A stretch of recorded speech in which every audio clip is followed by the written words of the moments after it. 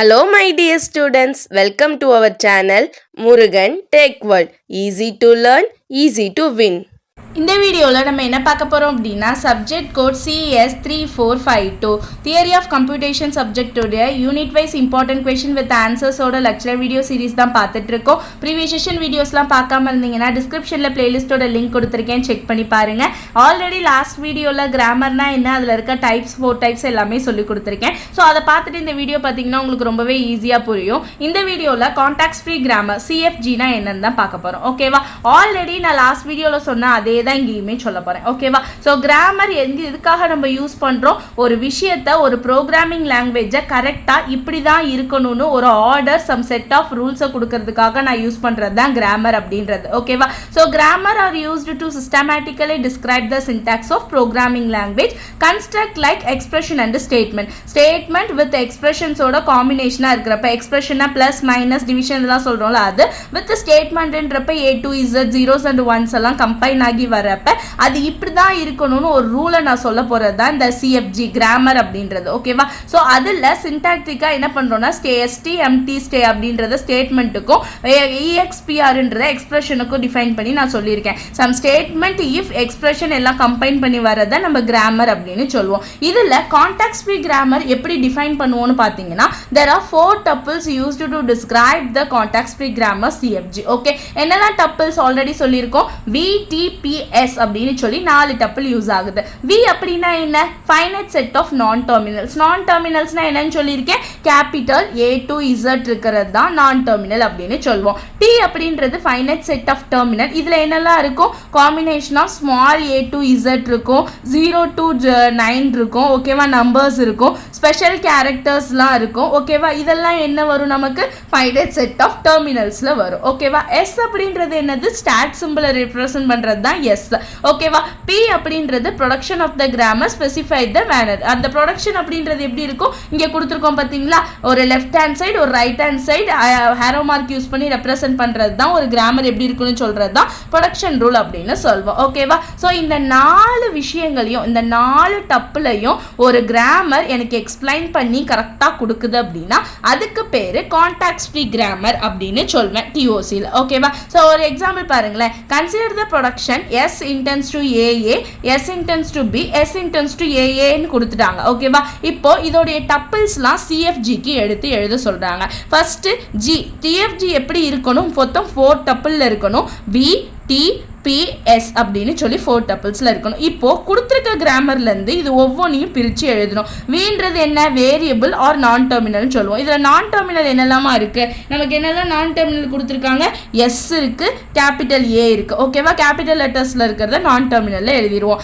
அடுத்து டெர்மினல் குட்டி லெட்டர்ஸ்ல என்ன இருக்கு, A இருக்கு, B இருக்கு. ஓகேவா, அடுத்து என்ன இருக்கு, ப்ரொடக்ஷன் ரூல் P எடுத்து எழுதணும்ல. ப்ரொடக்ஷன் ரூல் நமக்கு என்னெல்லாம் கொடுத்துருக்காங்க, S intends to AA, S intends to B, S intends to AAA. அதுதான் ப்ரொடக்ஷன் ரூல். அடுத்து ஃபைனலா என்ன எழுதணும், S எழுதணும். Sன்றது ஸ்டாட் சிம்பிள். ஒரு ப்ரொடக்ஷன் ரூல் ஸ்டார்ட் ஆகுதுன்னா அதோட சிம்பிள் என்ன, கேபிட்டல் Sன்னு கொடுத்துருக்காங்க. ஸோ எழுதிட்டேன். ஓகேவா, ஸோ சின்னதா என்னன்னு ஒரு ஐடென்டிஃபிகேஷனுக்காக நான் உங்களுக்கு கொடுத்தது தான் இது. ஓகேவா, ஸோ என்னன்னு கேட்டிருக்காங்க, ஒரு கிராமர் கொடுத்துட்டு அதில் டப்பிள்ஸ் எடுத்து CFGக்கு எழுதுனா இந்த மாதிரி தான் VTPSன்னு 4 டப்பிளையும் ரெப்ரசன்ட் பண்ணி நம்ம ஒரு கிராமருக்கு எடுத்து காட்டணும். ஓகேவா, இப்போ நெக்ஸ்ட் எக்ஸாம்பிள், ஒரு கிராமர் கொடுத்து அதுக்கான CFG எழுத சொல்றாங்கன்னா எப்படி எழுதலாம்னு பார்க்கலாம் வாங்க.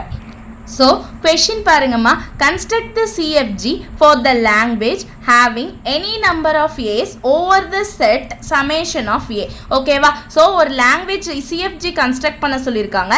அதுக்கு முதல்ல லாங்குவேஜ் எழுதணும். அது எப்படி இருக்கணும்னு கேட்டிங்கன்னா எனி நம்பர் ஆஃப் ஏஸாக இருக்கலாம். ஓகேவா, எனி நம்பர் ஆஃப் ஏஸ் அப்படின்னா நமக்கு ஆல்ரெடி ப்ரீவியஸ் யூனிட்லலாம் நம்ம என்ன போட்டிருக்கோம், ரெகுலர் எக்ஸ்பிரஷன் போட்டிருக்கோம். ஸோ ரெகுலர் எக்ஸ்பிரஷன் நமக்கு தெரியும். எனி நம்பர்ஸ் ஆஃப் ஏனா என்ன அர்த்தம், A ஸ்டார்னு அர்த்தம். எத்தனை A வேணா ரிப்பீட்டடாக வரலாம் அப்படின்னு சொல்லி அர்த்தம் தான் A ஸ்டார். ஓகேவா, அப்ப எப்படி இருக்கும் நம்மளுடைய லாங்குவேஜ் A ஸ்டார் அப்படின்னா எப்படி இருக்கும், ஒரு A இருக்கலாம், 2 A இருக்கலாம், 3 A இருக்கலாம், 4 A இருக்கலாம், எக்ஸெட்ரா எக்ஸெட்ரா இப்படியே போய்கிட்டு இருக்கும். ஸோ ஒரு ரெகுலர் லாங்குவேஜும் அதுக்கான லாங்குவேஜ் என்ன, ரெகுலர் எக்ஸ்பிரஷன், தென் அதோட லாங்குவேஜை எழுதிட்டோம். இப்போ இதுக்கு நம்ம என்ன பண்ணணும், CFG கான்டாக்ட் ஃப்ரீ கிராமர் போடணும். ஸோ நான் முதல்ல ஸ்டாட் சிம்பிளுக்கு Sன்னு நான் ஒன்னே எடுத்துக்கிறேன். ஓகேவா, ஸோ எனி நம்பர் ஆஃப் ஏஸ்ன்னு கொடுத்துட்டாங்க.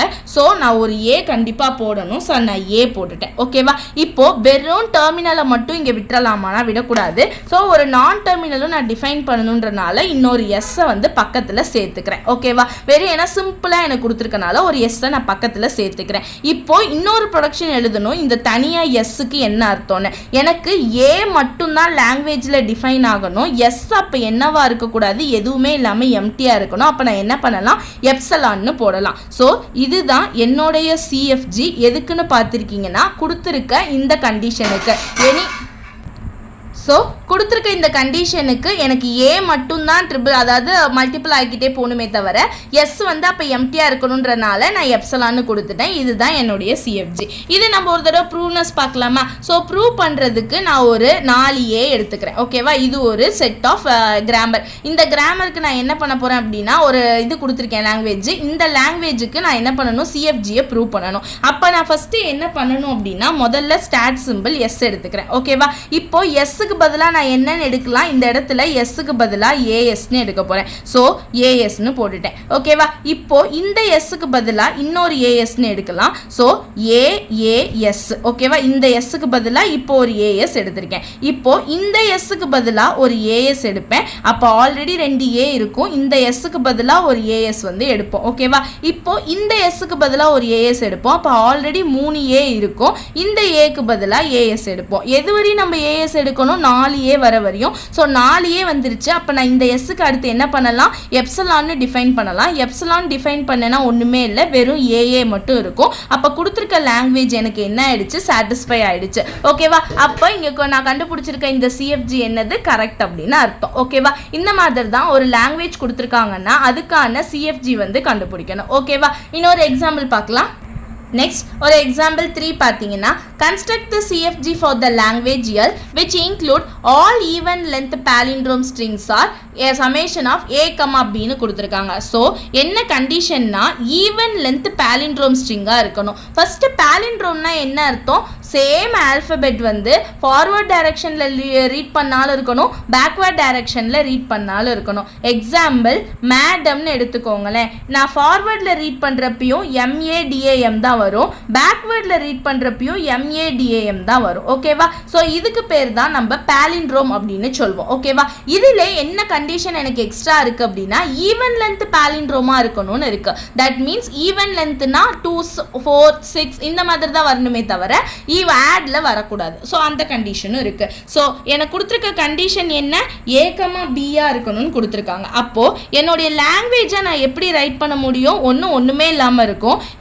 ஈவன் லென்த்னால ஏஏவா இருக்கலாம், கரெக்டா, பிபியா இருக்கலாம், கரெக்டா, இன்னொன்று ஏபிபிஏவா இருக்கலாம். ஓகேவா? முன்னாடி இருந்து பார்த்தாலும் ஏபிபிஏ, பின்னாடி இருந்து பார்த்தாலும் ஏபிபிஏ. ஓகேவா? அதே மாதிரி என்னவா இருக்கலாம், பி சென்டரில் இது லாஸ்ட்ல போட்டு ஃபர்ஸ்ட்ல போட்டுட்டு பிஏஏபியாவும் இருக்கலாம். ஓகேவா? தென் எப்படி இருக்கலாம், 4A இருக்கலாம், 4B இருக்கலாம், இந்த மாதிரி ஈவன்ல இருக்கலாம். ஓகேவா? So various number of strings இதே மாதிரி நம்மளால லாங்குவேஜில் ஃபார்ம் பண்ண முடியும் இந்த ஈவன் லென்த் palindromeக்கு. ஓகேவா? ஸோ அப்போ ப்ரொடக்ஷன் ரூல் எப்படி போடணும், ஸோ ப்ரொடக்ஷன் ரூல் இந்த இதுக்கு எப்படி எழுத முடியும், ஸோ ஈஸியாக சொல்லுங்க பார்க்கலாம். உங்களுக்கே தெரியும், ஒரு ஸ்டார்ட் பாயிண்ட் இருக்கணும். ஸோ நான் எஸ்ன்னு போட்டுட்டேன். இப்போ எனக்கு ஒரு கண்டிஷன் தெரியுது, ஒரு இப்போ இதெல்லாம் எனக்கு ஈஸி, ஏஏபிபி போடுறதெல்லாம் ஈஸி. ஸோ ஒரு பெரிய லென்த் ஸ்ட்ரிங்கை வச்சு கண்டுபிடிங்களேன். இப்போ எனக்கு ஸ்டார்டிங்கில் ஒரு சிம்பிள் இருக்கு, எண்டிங்கில் ஒரு சிம்பிள் இருக்கு. அப்போ ஏஏன்னு ஒன்று வரணும். ஸோ இந்த இடத்துல இதெல்லாம் நான் ஒரு ஸ்ட்ரிங்காக தனியாக எடுக்க முடியும். ஓகேவா? எஸ்ஸுக்கு நான் இது தனித்தனியாக நேம் கொடுக்க முடியும். அப்போ நான் இதை எடுத்துக்கலாம், ஐடென்டிஃபை பண்ணிக்கலாம். ஸோ நான் எஸ்ன்னு கொடுத்துட்றேன். ஓகேவா? அதே மாதிரி இப்போ பி, எனக்கு பிஏஏபின்னு ஸ்டார்டிங்கில் பி கொடுக்குறேன். அப்போ எஸ்ன்றது என்ன பண்ணலாம், பிஎஸ்பின்னு நான் கொடுக்கலாம். ஓகேவா? இந்த மாதிரி நான் டிஃபைன் பண்ண முடியும். கரெக்டு தானே? நான் எப்படியும் போடலாம், இப்படியும் போடலாம். தென் எஸ்ன்றதுக்கு நான் என்ன பண்ணலாம், ஏஏன்னு கொடுக்கலாம், ஆர் பிபின்னு கொடுக்கலாம். கரெக்டாக ஏஏவும் இருக்கலாம், பிபியும் இருக்கலாம். அப்போ தான் இங்கே போடுறப்ப இங்கே எஸ்ஸுக்கு எடுத்துக்கிறேன்னா ஏபிபிஏன்னு போட முடியும். ஓகேவா? அப்படி இல்லை எதுவுமே வேணாம்னா நம்ம எப்சலானும் கொடுக்கலாம் எஸ்ஸுக்கு. ஓகேவா? இந்த மாதிரி தான் ஒரு ப்ரொடக்ஷன் லாங்குவேஜை பொறுத்து நம்ம எழுத தெரியணும். ஓகேவா? ஸோ இப்போ பாருங்க, எக்ஸாம்பிள் நான் பிஏஏபிக்கு எடுத்துக்கிறேன். ஓகேவா? இதுக்கு நான் ப்ரொடக்ஷன் எழுத போகிறேன்னு வைங்க. முதல்ல எஸ் போட்டுக்கிறேன். இப்போ எஸ்ஸுக்கு பதிலாக நான் என்ன போடலாம், ஏஎஸ்ஏ போடலாம். ஓகே, சாரி, பிஎஸ்பி போடலாம். ஓகேவா? இப்போ இந்த பி அப்படியே இருக்கும். இந்த எஸ்ஸுக்கு பதிலாக நான் என்ன போடலாம், ஏஏன்னு போடலாம். ஸோ ஏஏ, இந்த பி அப்படியே வந்துடும். இப்போ என்ன ஆயிடுச்சு, எனக்கு ப்ரொடக்ஷன் ரூல் கிடைச்சிருச்சு. ஓகேவா? இந்த மாதிரி தான் என்ன பண்ணணும் அப்படின்னா ஈவன் லென்த் பாலிண்ட்ரோம் ஸ்ட்ரிங்க்கு கொண்டு வருவோம். இதுவே ஆட் லென்த் பாலிண்ட்ரோம் ஸ்ட்ரிங்னு கொடுத்துருந்தாங்கன்னா நம்மளுடைய லாங்குவேஜ் எப்படிமா வரும், நான் அதையுமே உங்களுக்கு டிஃபைன் பண்ணி சொல்கிறேன். ஆட் லென்த் அப்படின்னா ஒரு ஏ ஒரு பி இருக்கலாம். ஓகேவா? இல்லை 3 ஏ இருக்கலாம், 3 பி இருக்கலாம். கரெக்டாக? அப்படி இல்லைன்னா என்ன மாதிரி இருக்கலாம், ஒரு ஏ இருக்கலாம், 3 பி இருக்கலாம், இன்னொரு ஏ லாஸ்ட்டில் இருக்கலாம். அதே மாதிரி ஒரு பி 3 ஏ இருக்கலாம், லாஸ்ட்டில் ஒரு பி இருக்கலாம். 5 வந்துருச்சா, முதல்ல 1, அடுத்து 3, அடுத்து 5. அதுவே 5 ஏ இருக்கலாம், 5 பி இருக்கலாம். இதே மாதிரி என்ன ஆகிடும், டிஃபைன் ஆகிக்கிட்டே போகும். ஸோ அதே மாதிரி ப்ரொடக்ஷன் ரூலும் எழுதணும். ப்ரொடக்ஷன் ரூல் எழுதுறப்ப நமக்கு என்ன இருக்கும், சேம். இப்போ இந்த பெருசுக்கு எழுதணும்னு வச்சுக்கோங்க. நான் என்ன எடுத்துக்குவேன், எஸ்ன்றத முதல்ல ஏஎஸ்ஏன்னு எடுத்துக்குவேன். அடுத்து எஸ்ன்றத பிஎஸ்ஏ அப்படின்னு சொல்லி எடுத்துக்குவேன். ஓகேவா? நெக்ஸ்ட் எஸ்ஸுக்கு வெறும் ஏ எடுத்துக்கலாம், அடுத்து எஸ்ஸுக்கு வெறும் பி எடுத்துக்கலாம். அப்படி இல்லைன்னா ஏஎஸ்ஏஎஸ்ன்னு எடுத்துக்கலாம். நெக்ஸ்ட் எஸ்ஸுக்கு வெறும் ஏ, அடுத்த எஸ்ஸுக்கு பி அப்படின்னு எடுத்துக்கலாம். ஓகேவா? இல்லை ஏஏ பிபின்னு எடுத்துக்கலாம். இந்த மாதிரி டிஃபைன் பண்ணி நம்ம ஒவ்வொரு ஸ்ட்ரிங்கையும் மேட்ச் பண்ணி போடலாம். ஓகேவா? So these are the important points about contact free grammar. ஒரு கான்டாக்ட் ஃப்ரீ கிராமர்னா எப்படி இருக்கணும், அதுலேருந்து எப்படி சிஎஃப்ஜி ஒரு கிராமர் கொடுத்துருந்தாங்கன்னா எடுத்து எழுதணும். தென் ஒரு லாங்குவேஜ் கொடுத்து கன்ஸ்ட்ரக்ட் பண்ண சொன்னாங்கன்னா எப்படி பண்ணணும்னு சொல்லிட்டேன். இதே மாதிரி தான் நீங்கள் எந்த லாங்குவேஜ் கொடுத்துருக்காலும் கொடுத்துருக்க கண்டிஷன்ஸை பேஸ் பண்ணி நீங்கள் உட்காந்து சம் ஒர்க் அவுட் பண்ணி பார்த்துக்கலாம். ஓகேவா? மறக்காம முருகன் டெக் வேர்ல்ட் சேனலை சப்ஸ்கிரைப் பண்ணிக்கோங்க, பக்கத்தில் இருக்க பெல் ஐக்கானை கிளிக் பண்ணிக்கோங்க. அப்போ தான் நான் போடுற வீடியோஸ் உடனே நோட்டிஃபிகேஷனாக உங்கள் மொபைலுக்கு வரும். Stay tune. Next video next topic பார்க்கலாம். தேங்க்யூ.